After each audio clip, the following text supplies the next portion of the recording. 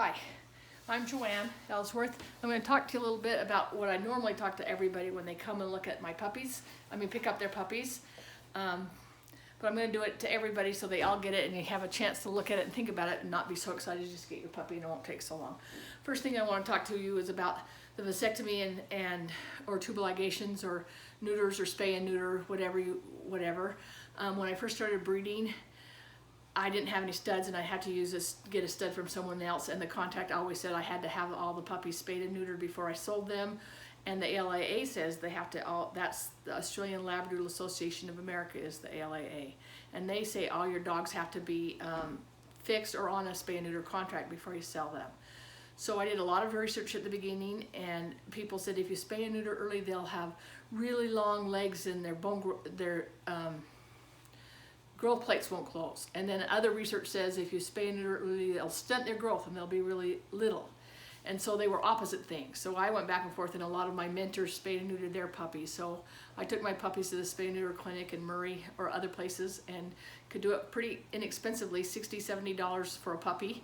And they were better the next day. Didn't need to wear a collar, didn't act sick. They were just like better the next day. So I did that for a number of years. And now there's new research out, mostly done on golden retrievers, that says that if you spay and neuter any time before they're fully mature, which is girls having a heat and boys being 1 or 2 years old, if you do it any time before that, at 9 months or at 6 months or at 5 months or even 8 weeks, the same incidences of stuff are drastically more if you spay and neuter before they're fully mature. Things that it can do is research has shown that sexual maturity is important to improve joint and ligament health.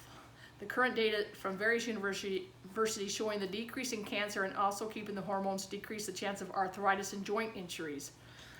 It may also help with bone health and cardiovascular health. That's for spays, and for vasectomies it says the testosterone production can decrease the incidence of hip dysplasia, joint disorders, thyroid and adrenal disorders, as well as certain cancers such as lymphomas. And it's also proven that dominant behavior seen in intact males is not usually cured by neutering. Its proper training, along with the wonderful disposition of the Australian Labradoodle, should prevent that dominant behavior. That's Lily, and she's not a dominant dog. She's a female, but she's barking because there's people here. Anyway, so because of all that, I started doing vasectomies, which keeps the hormones in place. And then they have their testicles, they have the hormones, but they can't produce puppies. And then I'm in compliance with the ALAA that says they have to be fixed, and I'm in compliance with my stud owner saying I have to have it done. I had been doing tubal ligations, but almost everybody that I had tubal ligations done, they would call and tell me that they had them spayed, because they didn't want to deal with the heat. And so I thought that then it's just an extra surgery they don't need. So your dogs are all out on spay and neuter contracts, so you have to have them done. If you let them breed, you'll owe me $12,000 for letting them, even an accidental breeding, so be careful. And I'll leave it at your choice of how and when, if you want to do a tubal, if you want to do a vasectomy or a neuter, or if you want to do a spay early or late. My repo vet, when I called him and said, I called their office people, and whoever answered the phone, I asked him, when do you suggest spaying or neutering a dog? And he said after they're fully mature. But their partner, Travis Mountain Pet people, they said, oh, it's better to do it when they're 9 months old or 6 months old before they have their first heat. So there's still conflict. There's still people believing do it or don't do it. It's a hard decision to make. You guys get to make that decision yourself of when's the best time for your dog. And there's pluses and minuses of all of it. And all that research that was done that I was reading about is mostly from golden retrievers. Golden retrievers die younger than most other dogs and have more incidences of cancer, so they've been doing lots of research on them. So that's the information about that. The next information I wanted to tell you about, which reminds me, as you do look for a vet to do your vasectomies or spay or anything, ask them how much it's going to cost up front. I have a vet that I like a lot and I've gone to a lot, but he's overpricing. I have had, in your contract it says I'll pay $175 towards the spay, and then I'll call you tell me which vet. So I call them and say, how much was it? And here's my $175 portion. Sometimes my $175 portion pays for it all. The last one I did, and I know the vet, which I'm shocked that they did it, it was $700. And she said, well, they did the blood work. Well, they always do blood work before you do surgery. There is no reason for it to be $700. The reproductive vet that's the best in the west here, South Mountain vet care charges $300, $350 for a vasectomy or a neuter, and tubal ligations are a little bit more than that. So ask them and look around. The spay and neuter clinic, that's all they do all day is vasectomies and neuters, so they're really good at it. They sort of go quick, but they know what they're doing, and I've done a lot of puppies there and they haven't had any problems. So some dogs, some veterinarian places will do 1 or 2 a week or maybe less, and I would think the ones that do it most often are better at it. So I used to do tubal ligations on the girls. That's so they'll have their heat, but they won't be able to have puppies. And another, not me, but another breeder had done that, and the people that bought the dog from them didn't tell their vet. They went in for a spay and didn't tell their vet that they had done a tubal ligation on it, and the vet accidentally cut the urethra instead because there wasn't the tube for the where the fallopian tube comes, so he cut the wrong tube not knowing it, and it killed the puppy. So if you guys haven't had that, so you don't have to worry about that. So anyway, I probably shouldn't have shared that. On the back of your packet here has a whole paper on Trupanion. The only thing they give for me is a little blue blanket that some of you will have as your puppy blanket, but they give you, so I'm not getting money from endorsing them, but they have an Ellsworth Labradoodle. You call them and give them your code, you'll get a month for free, and they have all sorts of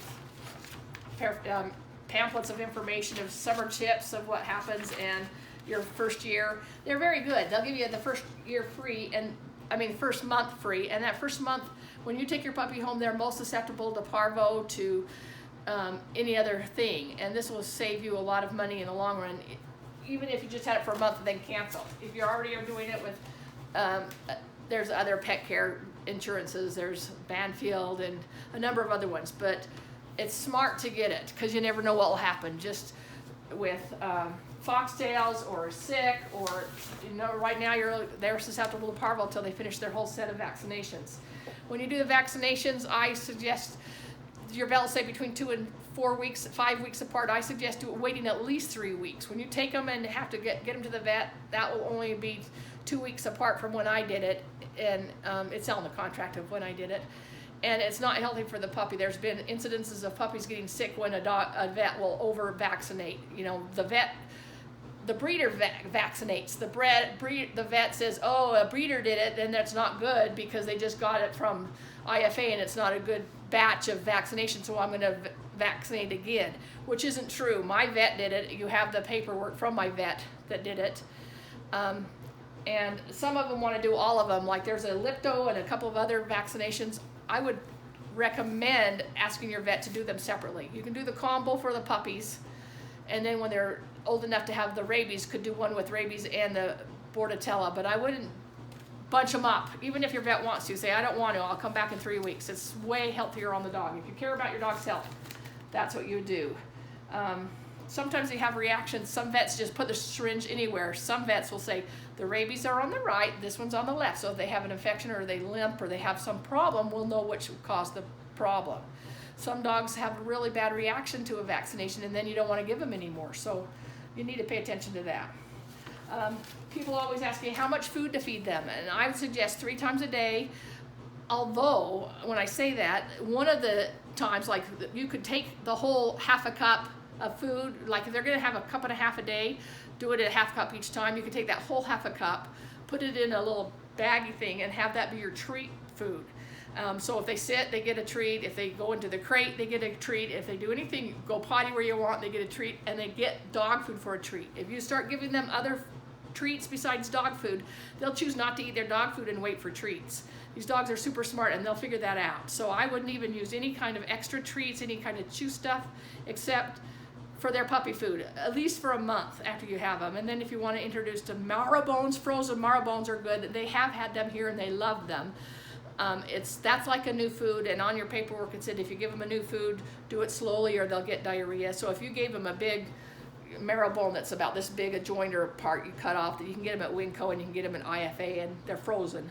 And if you gave it to them and they just kept chewing on it, they'd get diarrhea. So I would give it to them for like 15 minutes and take it away. And the next day, give it to them for 20 minutes and then take it away. That way, they won't get sick from it. And they're good for cleaning their teeth, really good. I think there's a toothbrush in each of your packets. You can brush their teeth, and you can buy your own puppy toothpaste at PetSmart or Petco or whatever and keep their teeth clean. But the Marrowbones also keep teeth clean, and you can do that as they age. My dog, Sadie, that I had there, my original Labradoodle, had bad teeth, and I had him taken to the vet to clean. It's like $300, $400, $500 to get a teeth cleaning. And then like 4 years later went to have it done again, and they did the blood work, and she got diabetes, and I think it was from not having clean teeth. So clean teeth is that, and accidents are the #1 killers of puppy dogs. Is their teeth get infected and get plaque all over them, so you want to keep them clean. In this packet you'll have, here's one of those companion blankets. So you have a blanket, you have a toy they've been chewing with, you all have a snuggle puppy that's in there, you have dog food, you have your packet. I'm going to go over a couple of things in the packet. Here's the stuff from the vet and the microchip. I'll register the microchip for you. You have to have a pin, and I'll use the puppy's birthday, and I'll write that on a paper that will be in your thing. Okay, so really quickly, there's the mom and dad. I hope you can see this. I say this about what to do right now to train your puppy well. This talks about how important socialization is. I really like this. There's 4 pages of developmental of dogs. In a year, you'll wonder, what happened to your wonderful dog? It was so nice. And then you can look at this thing and say, oh, in a year they have another fear imprint period. Oh, and you can not hate your dog anymore, and like, oh, it's just going through a stage. This is what I should do about it. This is what you can do, what's going on, and you'll like your dog again. So anyway, that's good. Dog food, I have them on Life Abundance mixed with Costco's Kirtland puppy food, mainly for cost and just for a little difference of taste. A place is called dogfoodadvisor.com is a great place to go to grade any dog food. They will tell you if it's had a recall, if it's had a lawsuit against it. There is some really bad dog food out there that's not healthy for dogs at all, and they're still being sold. So don't get Old Roy, don't get Purina that you can get from the grocery stores. Purina Pro is okay, but look there, and it will grade the food. Life Abundance is an A, so is Kirtland's Costco's dog food, so I can have it. This is a way they grade it, and it tells you, like this one says, oh, well, anyway, it has all the different dog foods and how they grade it. This is about poison. On this one, it says things that are bad for dogs and what to do about it. Peanut butter has been great. People use it for treats all the time, but now apparently peanut butter is getting xylitol in it, and that's poisonous to dogs and can kill them fast. Grapes can kill a dog slowly. It attacks their kidneys, and maybe the first time and nothing happens, and then the next time it does. Chocolate's sort of that way too. They can die from it. But xylitol kills a dog quick. So check your peanut butter. If you're going to give them peanut butter, make sure they don't have xylitol. It's a sweetener. And then this is you might want to make an emergency kit prepared. So if it got into something, if you have kids and Halloween candy out, have an emergency kit ready. And then you could give it to them and call the vet and say, I'm coming in, this is what happened. Why a dog bites, why a puppy chews or bites on you and what to do about it. Potty schedules, puppy training schedule, grooming your dog. I like short ears. Cut them up to the leather, don't have them really, really long. A Labrador is supposed to have shorter ears.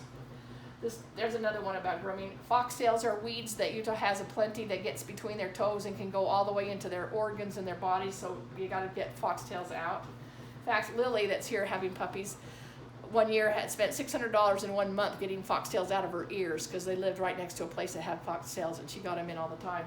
And they can work her way in. It's bad. This talks about walking the dog and how to walk it correctly. If you want a dog to be a good dog, don't let it walk in front of you. Then it thinks it's the leader and has to bark and be in charge. And you don't want a dog in charge. You want to be in charge. And I already talked about companion. So that's mostly all the stuff that's in there. Hopefully I didn't talk too fast and you could hear me and understand me, and I did it. A person that hates cameras, and here I am. So hopefully we'll see you the next day or two, and good luck with your puppies. They've sure been a fun litter.